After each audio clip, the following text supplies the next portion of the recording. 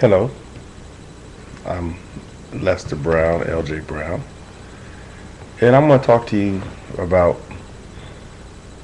the time has come for us to stop taking care of the poor and to actually take care of the poor. The way the current system is set up is there's no expectation for those on public assistance. No one's asking them to, or no one's demanding rather, for them to go back to school.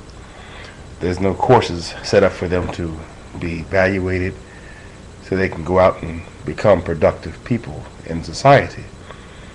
What needs to happen, in my view, is that we need to set them up with a program. We're going to say to them, Mr. Jones, Mr. Smith, whoever they are, this is your situation. We're going to continue to give you Section 8 housing.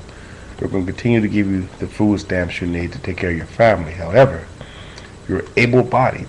And this is the thing. They have to be able-bodied. If they're mentally ill, terribly physically handicapped, then that's an exception. But they're able-bodied, of sound mind, they have to go back to school. We have to get them their GED. We have to send them to community college. We have to send them to a trade school. We have to get them certified. And this is a 3 to 4 year program. The program, at the end of the program, once they've completed, they'll be certified to be an electrician, to be a plumber, to be a phlebotomist, to be something with a certificate that will make them employable or able to run their own business. If they opt not to do this, then they opt not to receive public funds. But the time has come for us to stop giving public funds to people just to be giving it to them. We haven't helped them improve their condition by keeping them in the state where they are. So it is time for us to say, enough is enough. It's time for us to say, here's an expectation. I mean, what is the state worker doing? Just handing out checks? The caseworkers just saying, here we go, here's some more money for you? That's ridiculous. That's not helping anybody. No, we need to get these people to stand up on their own 2 feet. Some people need assistance. We all need help. So there's nothing wrong with needing help. But there is something definitely wrong when all we do is hand you money and hand you money, and then your next generation grows up with the same expectation of being handed money, getting public assistance.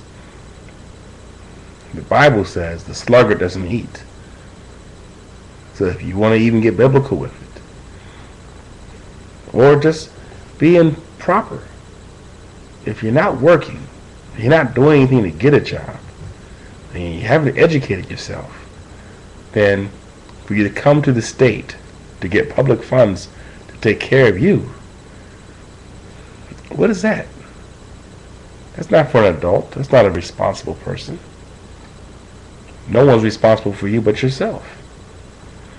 But as a society, if we want to try to break this cycle of poverty, try to break this cycle of kids running wild, then we have to hold their parents responsible. We have to give their parents the means. We have to send them back to school. And possibly, just possibly, if the child sees their parent going back to school, learning, getting a job, then maybe the child will want to get a job too. Will see more of themselves. We have to break this trend. If we don't, then we're forever lost. Society is lost. We're throwing too much money away on just giving people a check. And yes, I'm saying we're giving you a check.